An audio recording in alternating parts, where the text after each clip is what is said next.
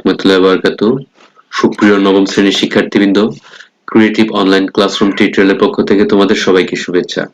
আমরা আজকের এই টিউটোরিয়ালটিতে তোমাদের জন্য নবম শ্রেণীর ইংরেজি নতুন কারিকুলাম থেকে আলোচনা করব। আজকের আলোচনার বিষয় মূলত তোমাদের ইংরেজি বইয়ের এক্সপেরিয়েন্স 2 24 থেকে 26 নং পৃষ্ঠার বিভিন্ন কোশ্চেনের সমাধান। টাইটেল শিরোনাম হচ্ছে on the grasshopper and cricket. শিক্ষার্থীবৃন্দ, যা থাকছে এই টিউটোরিয়ালে আমরা এক নজরে দেখে নিই। On the Grasshopper and Cricket poemটি by জন কিটস। এখানে activity 2.3.3 reading a poem on the grasshopper and cricket, অর্থাৎ কবিতাটি পড়তে হবে। কবিতাটির বঙ্গানুবাদ আমরা জেনে নেব, অর্থাৎ কবিতাটি পড়ার সাথে সাথে কবিতাটির বঙ্গানুবাদ জেনে নেব। শিক্ষার্থীবৃন্দ, তোমাদের বইয়ের 25 নং পৃষ্ঠায় activity 2.3.4 matching column in table, অর্থাৎ টেবিলের কলাম ম্যাচিং করতে হবে। এই অংশে তোমাদের জন্য থাকছে বঙ্গানুবাদ সহ আনসার, অর্থাৎ টেবিলের প্রত্যেকটি কলামের অর্থাৎ টেবিলটির বঙ্গানুবাদ সহ আনসার। শিক্ষার্থীবৃন্দ, তোমাদের বইয়ের 25 নং পৃষ্ঠায় 2.4.1 identifying images from a poem. শিক্ষার্থীবৃন্দ, identifying images from a poem 2.4.1 অ্যাক্টিভিটিতে আনসারটি হবে visual image, heard image, sensed image, অর্থাৎ দৃষ্টিলব্ধ চিত্র, শ্রুত চিত্র এবং অনুভূতি সাপেক্ষ চিত্র। এই অনুসারে আনসারটি লিখতে হবে। এছাড়াও অ্যাক্টিভিটি 2.4.1 অংশে আরো একটি অপশন রয়েছে, describing the contribution of images in making connection between me and nature or between me or reader and nature, অর্থাৎ কবিতাটির মাধ্যমে আমার সাথে প্রকৃতির যে সম্পর্ক যুক্ত করা হয়েছে সে বিষয়টি তুলে ধরতে হবে। On the grasshopper and cricket এই পোয়েমটিকে আমরা পড়ে নেব, এরপর কবিতাটির বঙ্গানুবাদটিকে আমরা জেনে নেব। শিক্ষার্থীবৃন্দ, তোমাদের বইয়ের সম্পূর্ণ কবিতাটি এখানে দেওয়া আছে। শিক্ষার্থীবৃন্দ, এই পর্যায়ে আমরা পোয়েমটি পড়ে নেই। টাইটেলটি হচ্ছে on the grasshopper and cricket by John Keats. The poetry of earth is never did when all the birds are fed with the hot sun and hide in cooling trees a voice will run from a heads to heads about the new mown mead. That is grasshoppers he talks the lead in summery luxury he has never done. শিক্ষার্থীবৃন্দ, কবিতাটির প্রথম 6 লাইনের বাংলা অনুবাদ হচ্ছে, পৃথিবীর কবিতার কোনো মৃত্যু নেই। যখন সূর্যের প্রখর তাপে সমস্ত পাখিরা নিস্তেজ হয়ে পড়ে এবং আশ্রয় নেয় গাছের শীতল ছায়ায়, একটি আওয়াজ ভেসে ওঠে সদ্য কাটা সবুজ ছোট্ট ঝোপের এক প্রান্ত থেকে অন্য প্রান্তে। এটা হলো ঘাস ফড়িং এর স্বর, সেই এগিয়ে আসে। গ্রীষ্মকালকে সুন্দর বিলাসবহুল করে তুলতে সে কখনো থেমে যায় না। শিক্ষার্থীবৃন্দ, কবিতাটির শেষের 8 লাইন হচ্ছে, with his delights for when tired out with fun, he rests as is beneath some pleasant weed. The poetry of art is ceasing never on a lone winter evening when the frost has wrapped a silence from the stoves their shrills.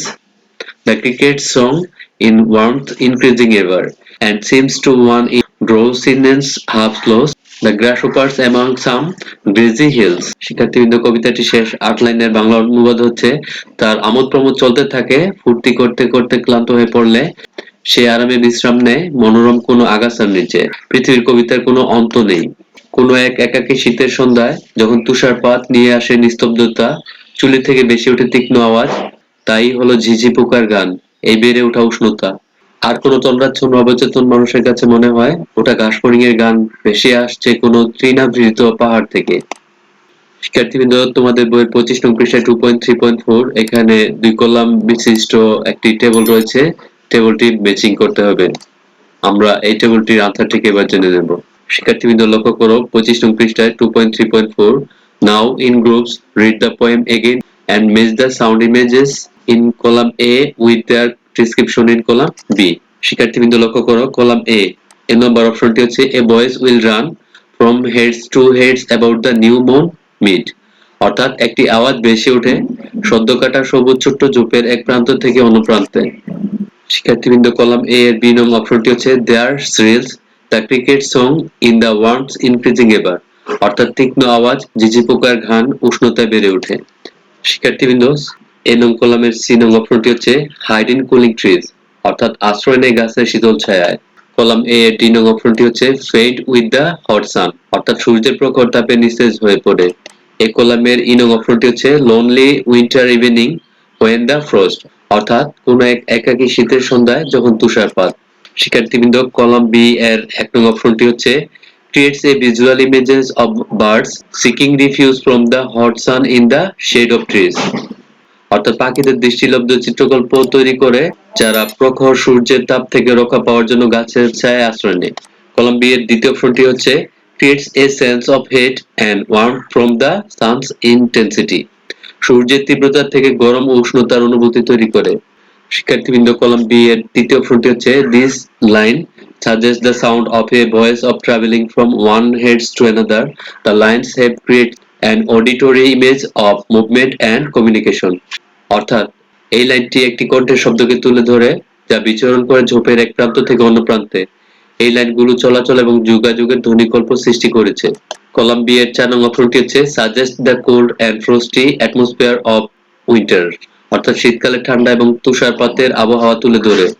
B নং কলামের 5 নং অপশনটি হচ্ছে the word shrills and the mention of the cricket song evoke the auditory experience of the sound the cricket makes, which adds to the imagery of warmth and increasing sound, অর্থাৎ তীক্ষ্ণ আওয়াজ শব্দটি এবং ঝিঁঝি পোকার গানের বর্ণনা ঝিঁঝি পোকার শ্রাবণিক অভিজ্ঞতা জাগিয়ে তোলে, যা উষ্ণতা ও ক্রমবর্ধমান ধ্বনির চিত্রকল্পকে সংযুক্ত করে। শিক্ষার্থীবৃন্দ, এতক্ষণ আমরা কলাম এ এবং কলাম বি এর ইংরেজি থেকে বাংলা অনুবাদ সহ দেখে নিলাম। এ পর্যায়ে আমরা দুটি কলামের আনসারটি অর্থাৎ ম্যাচিং অংশটি দেখে নেব। শিক্ষার্থীবৃন্দ, অ্যাক্টিভিটি 2.3.4 এর কলামের বাংলা অর্থ অনুসারে এ এর সাথে 3 নং, বি এর সাথে 5, সি এর সাথে 1, ডি এর সাথে 2 এবং ই এর সাথে 4 নং অপশনটি মিলে যায়। কলাম এ অর্থাৎ কলাম এ এর এ এবং কলাম বি এর 3 অংশের আনসারটি মিলে যায়, যেটিকে বাংলা করলে হয় একটি আওয়াজ ভেসে ওঠে সদ্য কাটা সবুজ ছোট্ট ঝোপের এক প্রান্ত থেকে অন্য প্রান্তে। অপর পাশে বাংলা অর্থ হচ্ছে এই লাইনটি একটি কণ্ঠের শব্দকে তুলে ধরে যা বিচরণ করে ঝোপের এক প্রান্ত থেকে অন্য প্রান্তে। এই লাইনগুলো চলাচল এবং যোগাযোগের ধ্বনিকল্প সৃষ্টি করেছে, অর্থাৎ এ এর সাথে 3 নং এর আনসারটির অনুবাদ মিলে যায়। শিক্ষার্থীবৃন্দ, পরবর্তীতে বি এর সাথে 5 নং এর অনুবাদটি মিলে যায়, যার বাংলা অর্থ হচ্ছে তীক্ষ্ণ আওয়াজ ঝিঁঝি পোকার গান উষ্ণতায় বেড়ে ওঠে। শিক্ষার্থীবৃন্দ, বি কলামের 5 নং এর বাংলা অনুবাদটি হচ্ছে তীক্ষ্ণ আওয়াজ শব্দটি এবং ঝিঁঝি পোকার গানের বর্ণনা ঝিঁঝি পোকার শ্রাবণিক অভিজ্ঞতাকে জাগিয়ে তোলে, যা উষ্ণতা ও ক্রমবর্ধমান ধ্বনির চিত্রকল্পকে সংযুক্ত করে। অর্থাৎ এ কলামের বি এবং বি কলামের 5 এর সাথে বাংলা অনুবাদের অর্থটি মিলে যায়। শিক্ষার্থীবৃন্দ, কলাম এ এর সি এর বাংলা অংশটি হচ্ছে আশ্রয় নেই গাছের শীতল ছায়ায়, এর সাথে কলাম বি এর 1 নং এর আনসারটি মিলে যায়, যার বাংলা অর্থ হচ্ছে পাখিদের দৃষ্টিলব্ধ চিত্রকল্প তৈরি করে যারা প্রখর সূর্যের তাপ থেকে রক্ষা পাওয়ার জন্য গাছের ছায়ায় আশ্রয় নেয়, অর্থাৎ আশ্রয় নেই গাছের শীতল ছায়া। শিক্ষার্থীবৃন্দ, কলাম এ এর ডি এর অপশনের বাংলা অর্থ হচ্ছে সূর্যের প্রখর তাপে নিস্তেজ হয়ে পড়ে, এর সাথে কলাম বি এর দ্বিতীয় অপশনটি মিলে যায়, যার বাংলা অর্থ হচ্ছে সূর্যের তীব্রতা থেকে গরম ও উষ্ণতার অনুভূতি তৈরি করে, যা ডি এর সাথে 2 এর আনসারটি মিলে যায়।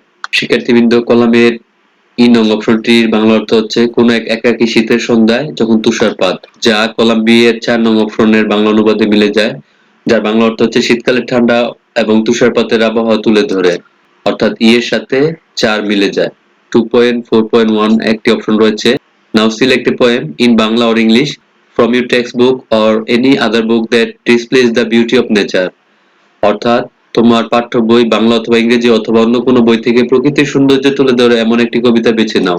Then in groups identify the images that can be visualized, heard and sensed in the poem, অর্থাৎ তারপর দলবদ্ধ হয়ে কবিতায় থাকা সেই সকল ইমেজ চিহ্নিত করো এবং যেগুলো তুমি দেখতে শুনতে এবং অনুভব করতে পেরেছো। Then describe how the images contribute to making a connection between you and nature. Finally share your responses with the class, অর্থাৎ তারপর ইমেজগুলো কিভাবে তোমার প্রকৃতির সাথে সম্পর্ক স্থাপন করতে ভূমিকা রাখছে তা বর্ণনা করো, তোমার উত্তরগুলো শ্রেণীতে শেয়ার করো। শিক্ষার্থীবৃন্দ, 26 নং পৃষ্ঠায় তোমাদের জন্য এখানে একটি কবিতা দেওয়া আছে, আমাদের ছোট নদী, রবীন্দ্রনাথ ঠাকুর, সকলেরই এক পরিচিত কবিতা। কবিতাটিতে প্রকৃতির বর্ণনা করা হয়েছে এবং নিচের অংশে কিছু নিউ ওয়ার্ড দেওয়া আছে, এই শব্দার্থগুলো আমরা জেনে নেব। শিক্ষার্থীবৃন্দ, অ্যাক্টিভিটি 2.4.1 26 নং পৃষ্ঠা থেকে এখানে আমাদের ছোট নদী রবীন্দ্রনাথ ঠাকুর কবিতা অনুসারে আমরা অ্যাক্টিভিটি 2.4.1 এর আনসারটি এবার দেখে নেব। শিক্ষার্থীবৃন্দ, এখানে প্রথম অপশনটি ছিল identifying visualised heard and sensed images, অর্থাৎ কবিতায় দেখতে, শুনতে এবং অনুভূত চিত্রগুলো শনাক্ত করো। তোমরা কবিতাটি পড়ে নেবে, যেহেতু ভিডিওটি দীর্ঘ হবে তাই আমরা পড়ছি না। এখানে ভিজুয়ালাইজ ইমেজটি হচ্ছে, প্রথমটি হচ্ছে ছোট নদী, গরু ও গাড়ি পারাপারের দৃশ্য, উঁচু ধার ও ঢালু পার, চিকচিক বালি ও কাদা, কাশবন, তীরে নাহিবার চিত্র, গামছায় জল ভরে গায়ে ঢালবার দৃশ্য, ছোট মাছ ধরা, আষাঢ়ে বাদল ও ভরা নদী, খরতর স্রোতের ধারা। এই প্রথম কলামের অপশনগুলো হচ্ছে সম্পূর্ণ ভিজুয়াল ইমেজ। এরপর যে দ্বিতীয় কলাম হচ্ছে হার্ড ইমেজ, অর্থাৎ যা আমরা শুনতে পাই, কিচিমিচি করা শালিকের ঝাঁক এবং রাতে শিয়ালের হাঁক। এই দুইটি হচ্ছে হার্ড ইমেজ। দেন থার্ড কলাম হচ্ছে সেন্সড ইমেজ। এখানে সেন্সড ইমেজ অর্থাৎ অনুভূত চিত্রগুলো হচ্ছে, প্রথমটি হচ্ছে দুই কূলে বনে বনে পড়ে যায় সারা, বর্ষার উৎসবে জেগে ওঠে পাড়া, নদী প্রকৃতি ছন্দের প্রতি, নদী পরিবেশে চক্রাকার প্রকৃতির প্রতিনিধিত্ব করে, নদীতে গোসল পরিবেশের সাথে গভীর অনুভূতির ঐকতান প্রকাশ করে, বৃষ্টির ফোঁটা শরীরকে সতেজ করে। শিক্ষার্থীবৃন্দ, এই ছিল তোমাদের প্রশ্নের প্রথম অপশনটুকু। অ্যাক্টিভিটি 2.4.1 অংশের দ্বিতীয় অপশনটুকু হচ্ছে describing the contribution of images in making A connection between me and nature, অর্থাৎ আমার এবং প্রকৃতির মধ্যে সংযোগ রক্ষার চিত্রগুলোর অবদান বর্ণনা করো। The imagery in the poem vividly connects me or the reader with nature by painting a picture of the river's serene yet dynamic existence. The depiction of the river meandering evoke a sense of natural flow and rhythm, mirroring the ebb and flow of life itself. The mention of seasonal changes in Boishakh, the crossing of cattle, and bustling activity along its banks allude to the perpetual cycle of life and the interconnectedness between humans, animals, and the environment. The imagery of flora and fauna, from the blooming cash flowers to the chirping of birds and rustling of shalik feathers, immerses me or the reader in the sensory experience of nature, fostering a deep appreciation for its beauty and diversity. Bathing in the river incredibly rejuvenates me, the reader. It allows me or the reader to connect with the nature with a great tranquility. Overall, these images evoke a profound sense of connection with the natural world, inviting me or the reader to embrace their place with it and cherish the harmony that surrounds me. শিক্ষার্থীবৃন্দ, 26 নং পৃষ্ঠার নিচের অংশে তোমাদের জন্য word meaning দেওয়া আছে। এখানে কিছু নিউ ওয়ার্ড দেওয়া আছে, আমরা এই ওয়ার্ডগুলোর মিনিং এবার জেনে নেব।